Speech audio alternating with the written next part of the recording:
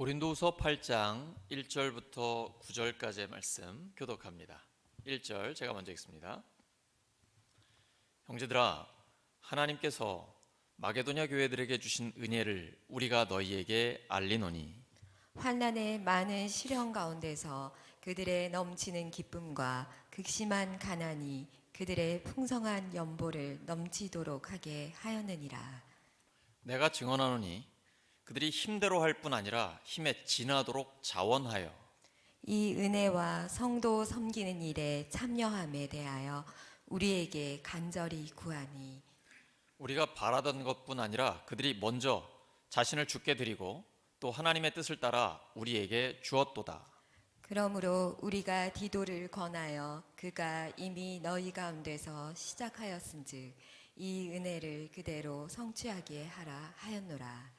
오직 너희는 믿음과 말과 지식과 모든 간절함과 우리를 사랑하는 이 모든 일에 풍성한 것 같이 이 은혜에도 풍성하게 할지니라. 내가 명령으로 하는 말이 아니요 오직 다른 이들의 간절함을 가지고 너희의 사랑의 진실함을 증명하고자 함이로라. 함께 읽습니다. 우리 주 예수 그리스도의 은혜를 너희가 알거니와 부요하신 이로써 너희를 위하여 가난하게 되심은 그의 가난함으로 말미암아 너희를 부요하게 하려 하심이라. 아멘. 고린도서 9번째 시간, 은혜와 사명, 은혜와 사명이라는 제목으로 하나님의 말씀 전하겠습니다. 우리가 하나님의 은혜를 받으면 자연스럽게 사명을 감당하고 싶어집니다. 그리고 감당할 능력을 성령께서 주십니다. 오직 성령이 너희에게 마시면 너희가 권능을 받고, 이 권능은 다이너마이트 같은 파괴력을 갖는 것입니다. 우리에게 능력이 있는 게 아니라 성령님께 능력이 있는 것이죠. 좀 자연스럽게 예루살렘과 온 유대와 사마리아와 땅끝까지, 울산과 영남과 한국과 세계 선교까지 증인이 되게끔 만들어 주십니다. 은혜를 받으면 자연스럽게 사명을 감당하게 되는 것이죠. 이게 정상입니다. 예수님을 3번 모른다고 했던 베드로를 한번 생각해 볼까요? 그는 회개하고 주님을 볼 면목이 없었습니다. 그런데 주님이 찾아오셨어요. 친절도 하시죠. 유대인들이 무서워서 벌벌 떨고 문을 다 닫고 그 안에 갇혀있던 제자들에게, 특별히 그 베드로에게 예수님이 찾아오셨습니다. 진짜 부활하신 거예요. 베드로는 큰 충격을 받았고 은혜를 받았습니다. 하지만 그 다음에 다시 물고기 잡으러 갔습니다. 먹고 살기 위해 생존에만 몰두한 것입니다. 그래서는 안 되죠.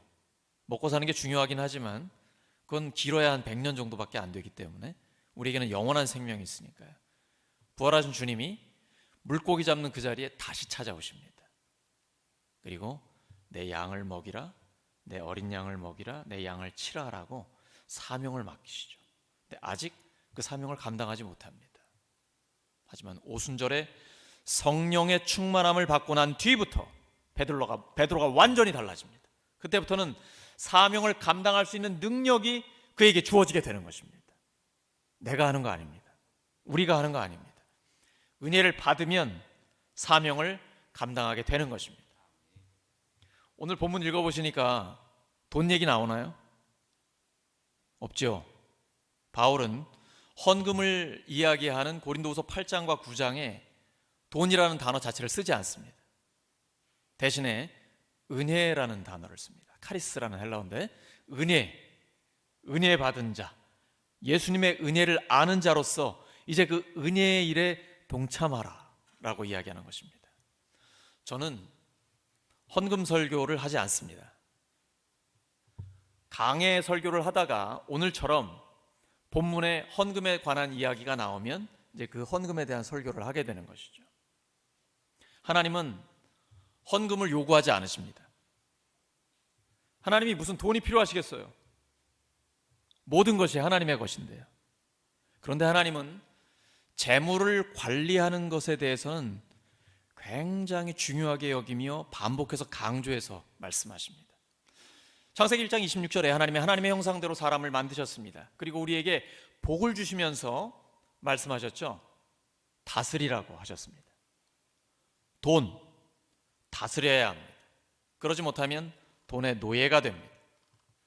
우리는 피조물이기 때문에 하나님을 섬겨야 합니다.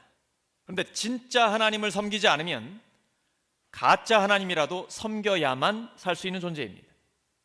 그래서 많은 사람들이 돈을 숭배하고 있는 것입니다.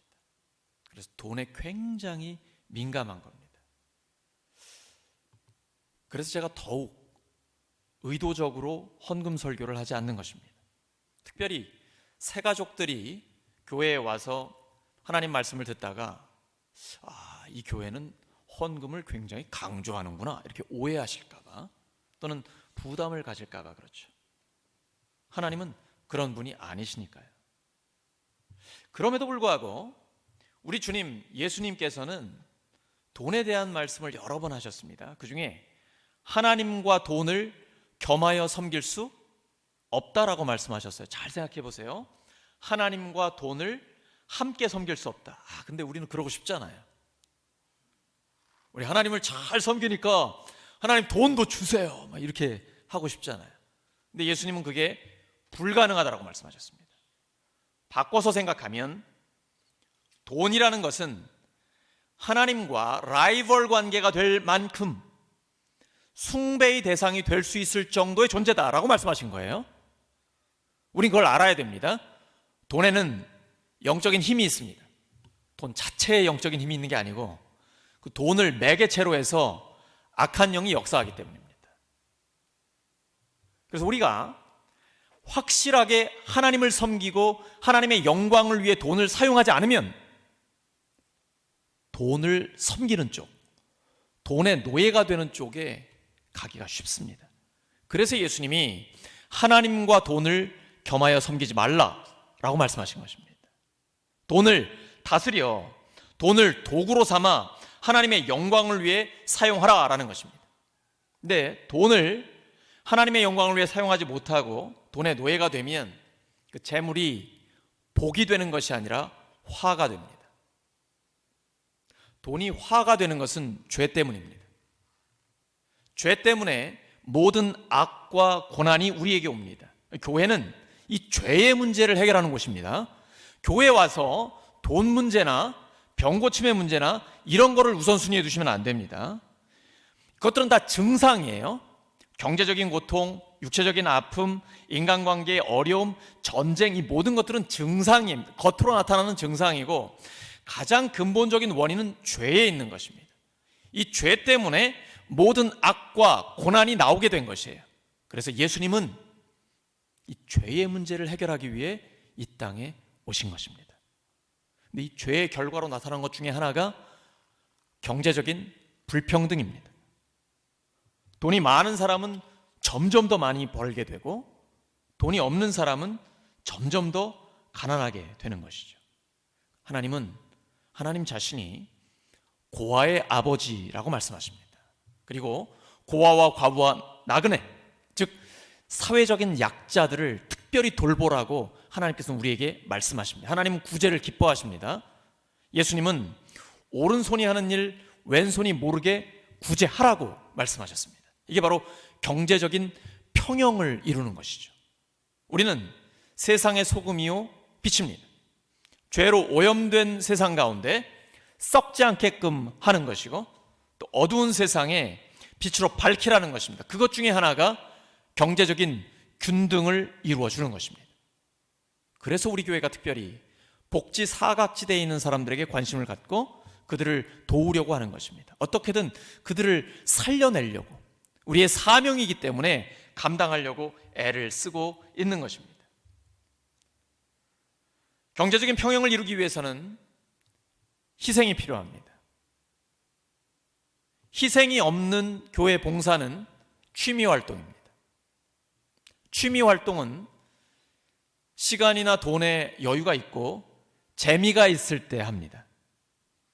하지만 사명은 재미가 없어도 하고 내 돈을 들여서 하며 없는 시간 쪼개서 바쳐서 하는 것이 사명입니다. 헌금도 헌신이 없으면 그냥 착한 일을 많이 하는 적선에 불과합니다. 헌금에는 반드시 헌신이 따라야 합니다. 지금 사도 바울이 마케도니아 교회 성도들을 칭찬한 이유가 그것입니다. 그들이 희생을 했고 기쁨으로 했고 자원해서 했기 때문에 아낌없이 칭찬해 준 것입니다. 우리도 마찬가지입니다. 교회 활동과 헌금, 이 모든 것들은 하나님의 영광을 위해 사용하기 위해 나 자신을 희생하고 헌신할 때 가능한 것입니다. 어려운 이웃을 돕는 것도 돕는 데서 그치면 안 됩니다. 먹고 살게 하는 데서 끝나면 안 됩니다. 반드시 영혼 구원까지 가야 합니다. 구제하는 것은 사회복지사들도 다 하는 것입니다. 교회는 복지기관이 아니에요. 사회복지와 민감하게 아주 깊이 있게 연관되어 있긴 하지만 궁극적인 목적은 영혼 구원에 있습니다. 그것이 교회의 존재 목적이기 때문이에요. 이러한 사명을 감당하기 위해 우리는 어떤 마음 자세를 가져야 할까요? 첫째는 자원하는 마음으로 해야 합니다. 고린도후서 8장 3절입니다. 시작. 내가 증언합니다. 그들은 힘이 닿는 대로 구제하였을 뿐만 아니라 오히려 힘에 지나도록 자원하여서 하였습니다. 다시 한번 시작. 내가 증언합니다. 그들은 힘이 닿는 대로 구제하였을 뿐만 아니라 오히려 힘에 지나도록 자원해서 하였습니다. 이 그들은 마케도니아 교회 성도들입니다. 그리스 북부 쪽에 있는 베레아, 빌립보, 데살로니가 교회 성도들이에요. 이들의 특징은 고난 가운데도 기쁨이 넘치는 사람들입니다. 그런데 성도들을 구제하는 특권을 자기들에게 달라고 먼저 간청했습니다. 칭찬받을 만하죠. 누가 시켜서 한 게 아니에요. 자원해서 한 겁니다. 돈에 여유가 있어서 한 게 아니에요. 극심한 가난 가운데서도 자기의 것을 다른 사람들에게 나누고 베푸는 데 힘쓴 겁니다. 예수님을 믿는다는 이유 때문에 고난 가운데 있었어요. 그런데도 기쁨이 넘치는 거예요. 그래서 그들은 바울에게 큰 칭찬을 받았습니다. 그리고 이제는 고린도 교회 성도들에게 그 이야기를 해주는 거예요. 시작은 여러분이 먼저 하셨잖아요. 고린도 교회 성도들은 1년 전에 약속을 했거든요. 우리가 예루살렘의 가난한 성도를 돕기 위해서 헌금하겠습니다. 근데 1년 동안 진 적이 없어요. 대신 이 고린도 교회가 먼저 시작했다는 얘기를 마케도니아 교회 성도들에게 얘기를 해줬더니 거기에서는 열정적으로 예루살렘 교회를 돕기 위해서 헌금을 한 거예요.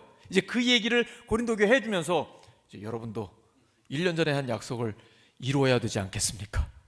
이렇게 우회적으로 얘기합니다. 왜냐하면 고린도 교회 성도들이 바울을 의심했었잖아요. 관계가 깨졌다가 이제 막 회복이 됐지 않습니까? 그러니까 너무 조심스러운 거예요.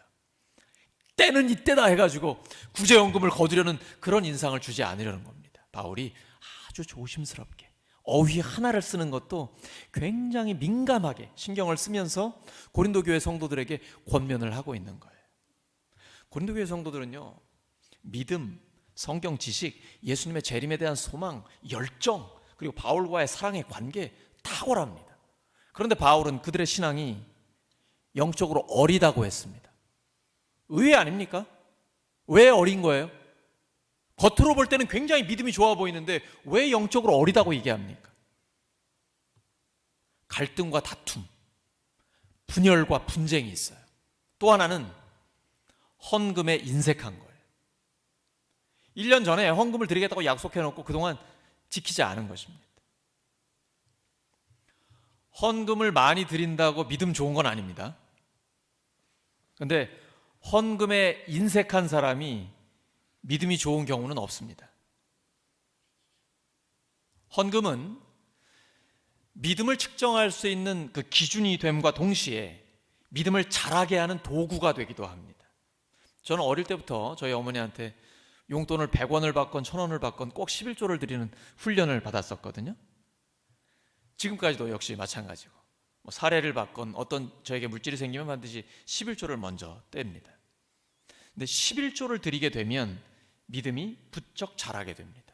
왜냐하면 먼저 하나님 나라와 하나님의 의를 구하면 나머지 모든 것은 하나님이 책임져 주시기 때문입니다. 근데 그걸 실제 생활에서 경험하기 때문에 믿음이 자라는 것입니다.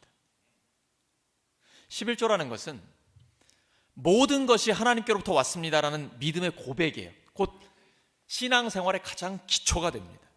그런데 이 11조를 통해 하나님을 깊이 경험하게 됩니다. 경험하다 보니까 그 누구도 나를 하나님이 없다라고, 당신 신앙생활 헛되다라고 이렇게 말할 수가 없어요. 왜냐하면 내가 하나님 앞에 먼저 드리면서 경험을 하고 있기 때문인 것이죠.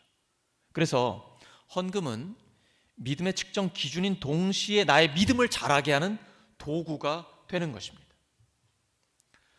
마케도니아 교회의 열심이 살아있는 열심이었습니다. 그래서 이런 열매를 거뒀어요. 고린도 교회도 마찬가지입니다. 사랑한다고 말은 하는데 그 사랑이 살아있는 사랑이 되어서 열매를 거두어야 합니다. 그것이 사도 바울이 권하는 것이죠. 자원하는 마음으로 할 때에 그 열매가 나타나게 되는 것입니다. 둘째는 행함과 진실함으로 해야 합니다. 고린도후서 8장 11절입니다. 시작. 그러므로 이제는 그 일을 완성하십시오. 여러분이 자원해서 시작할 때 보여준 그 열성에 어울리게 여러분이 가지고 있는 것으로 그 일을 마무리 지어야 합니다. 다시 한번요. 시작. 그러므로 이제는 그 일을 완성하십시오. 여러분이 자원해서 시작할 때 보여준 그 열성에 어울리게 여러분이 가지고 있는 것으로 그 일을 마무리 지어야 합니다. 시작은 자원해서 했습니다. 근데 마무리가 안 되는 거예요. 이건 누구나 갖고 있는 약점입니다. 시작은 누구나 잘 할 수 있어요. 근데 끝까지 그 일을 이루는 것, 이것이 진짜 믿음이 좋은 사람이죠. 그래서 예수님의 다시 오심을 기다리는, 천국을 바라보는 종말의 때를 살아가는 성도들에게는 죽기까지 신실하게 살아가는 것이 굉장히 중요합니다. 말과 혀로만 사랑하지 말고 행함과 진실함으로 하라. 근데 지금 고린도 교회에는 헌금을 약정했으니 약속대로 행하라 라는 부분을 이야기하고 있는 것입니다. 신앙생활은 말로 하는 것이 아니라 행함과 진실함으로 하는 것이죠. 사랑한다라는 말은 반드시 표현이 되어야 됩니다. 표현하지 않으면 그 누구도 사랑을 알 수가 없는 것이죠. 예수님이 우리를 너무나 사랑하셔서 예수님의 생명을 내어주셨습니다. 그 예수님의 은혜를 받은 우리는 이제 그 은혜대로 살아가는 것이죠. 단, 이건 명령이 아닙니다. 우리가 진짜 사랑하고 있다는 것을 행함과 진실함으로 증명하기를 원하고 있는 것입니다. 사도 바울은 반복해서 말씀합니다. 이때에 복음의 핵심을 선포합니다. 예수님의 은혜입니다. 예수님은 세계 최고의 부자입니다. 일론 머스크와는 비교가 안 됩니다. 그런데 그 주님이 우리를 부요하기 위해서 가난하게 되셨습니다. 예수님은 하나님의 부요함을 내려놓으셨습니다. 사람이 되어 오셨습니다. 우리가 상상할 수 없을 정도의 초라함입니다. 인간은 그걸 짐작할 수 없습니다. 뭐 사람이 개가 된다, 개미가 된다, 이런 거랑은 비교할 수 없는 거예요. 창조주 하나님이 피조물인 사람의 모습이 되어 오신 것입니다. 우리를 부요하기 위해서, 우리의 모든 죄를 씻어주시고 구원하시고 영생을 주시며 하나님 나라를 선물로 주시기 위해서, 하나님의 모든 것을 우리에게 상속물로 주시기 위해서 하나님 스스로 가난하게 되어 오신 것입니다. 고린도후서 8장 9절입니다. 시작. 여러분은 우리 주 예수 그리스도의 은혜를 알고 있습니다. 그리스도께서는 부유하나 여러분을 위해서 가난하게 되셨습니다. 그것은 그의 가난으로 여러분을 부유하게 하시려는 것입니다. 예수님의 은혜를 받은 우리도 우리가 가난하게 되어 많은 사람을 부요케 할 수 있습니다. 신앙생활이라는 것은 예수님의 이 십자가의 은혜를 얼마나 더 진정성 있게 믿느냐의 문제입니다. 십자가의 은혜를 믿으면 믿을수록, 그 은혜가 나에게 다가오면 다가올수록 나도 그렇게 살 수 있는 것입니다. 오늘 우리 마지막 찬양할 때 나는 가리라 주의 길을 가리라 주님 발자취 따라 나는 가리라. 정말 은혜지요. 눈물 나죠. 주님 발자취 따라. 하나님이 사람 되어 오셔서 우리를 부요케 하시려고 스스로 가난하게 되셨어. 정말 우리에게 하나님의 나라를 선물로 주셨어요. 이 은혜를 깨달은 사람, 이 은혜를 받은 사람, 하나님과 나는 압니다. 그 사람은 진짜 그렇게 살고 싶어집니다. 주님 발자취를 따라가고 싶어져요. 그것이 바로 은혜 받은 자가 사명을 감당하게 되는 것입니다. 복음은 자기 성취가 아니라 자기 희생입니다.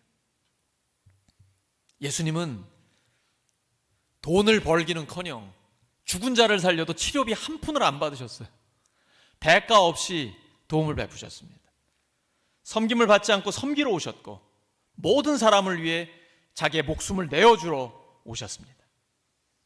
행함과 진실함으로 예수님의 사랑을 우리에게 보여주신 것입니다. 셋째는 형편에 맞게 하면 됩니다. 고린도후서 8장 12절입니다. 시작. 기쁜 마음으로 각자의 형편에 맞게 바치면 하나님께서는 그것을 기쁘게 받으실 것입니다.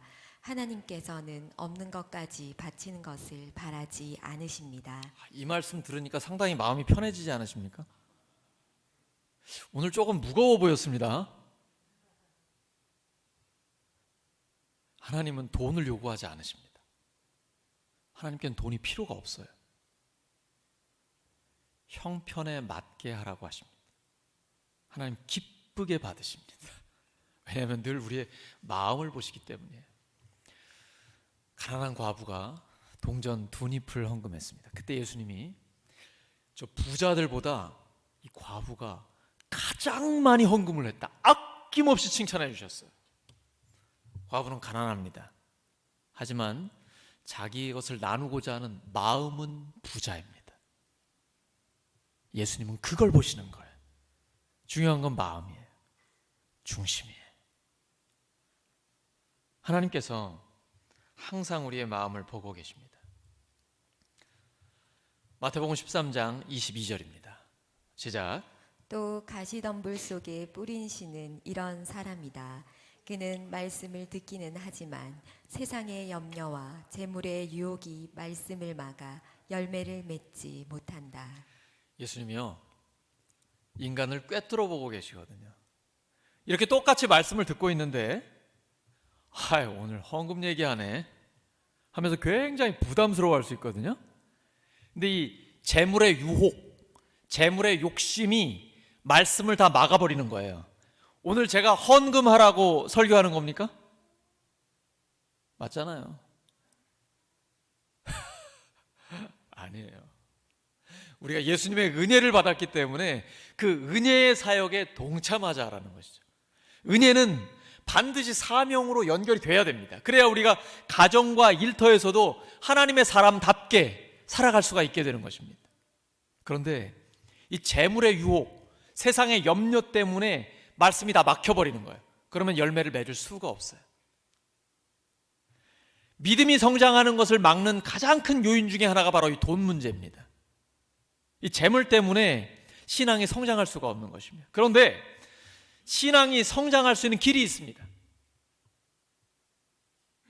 희생적인 헌금을 하는 것입니다. 그러면 우리의 믿음이 계속해서 성장합니다. 그리고 하나님은 갚아주십니다. 약속을 하셨어요. 다른 사람에게 주라. 그래야면 너희에게 돌려주리니, 이 돌려주는 건 그 사람이 주는 게 아니라 하나님이 주시는 거예요. 후히 되어 누르고 흔들어 넘치도록 너희에게 채우리라. 11조를 하나님께 드려라. 하나님 한번 테스트를 해보라는 거예요. 시험해보라는 거예요. 쌓을 곳이 없도록 너희들에게 부어주겠다. 말라기에 분명히 약속하셨습니다. 하나님은 세계 최고의 부자입니다.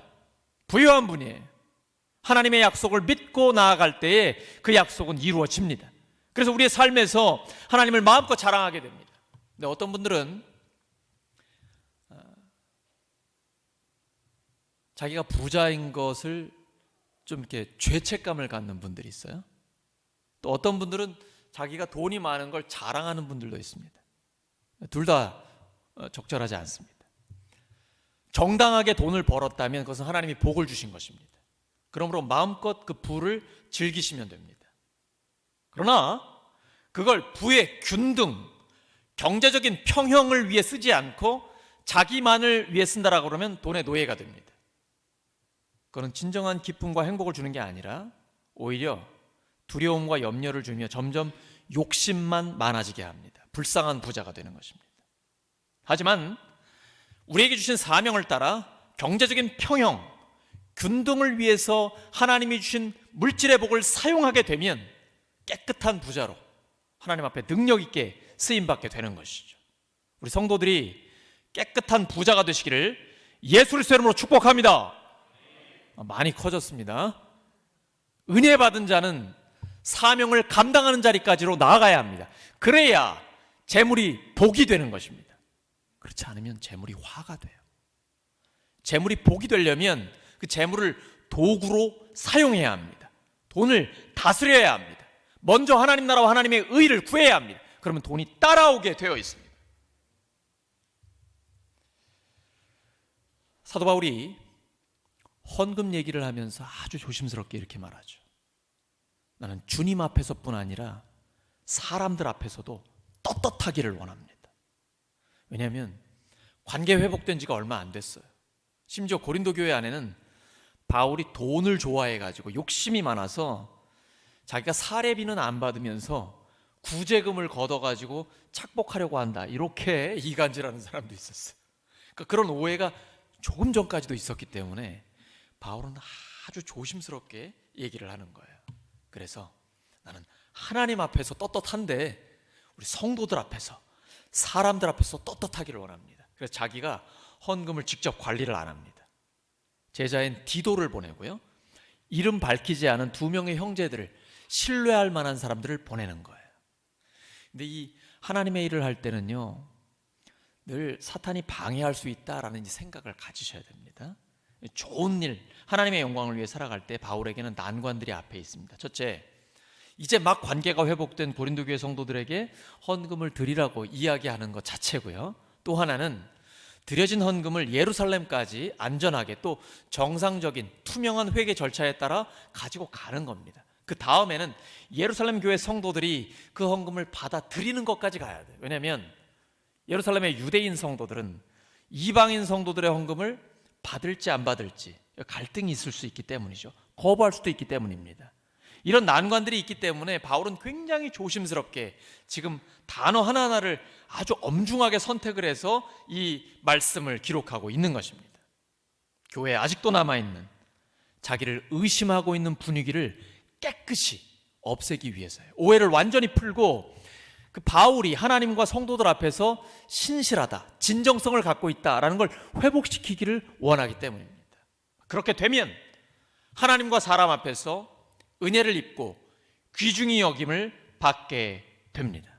오늘 말씀 정리합니다. 우리는 하나님의 은혜를 받은 사람입니다. 예수님은 우리를 구원하시기 위해 십자가에 죽으시고 부활하셨습니다. 은혜를 받은 우리에게는 사명이 주어졌습니다. 영혼을 구원의 제자 삼아 하나님이 찾으시는 예배자로 세우는 것입니다. 그것을 위해 물질을 도구로 사용해야 합니다.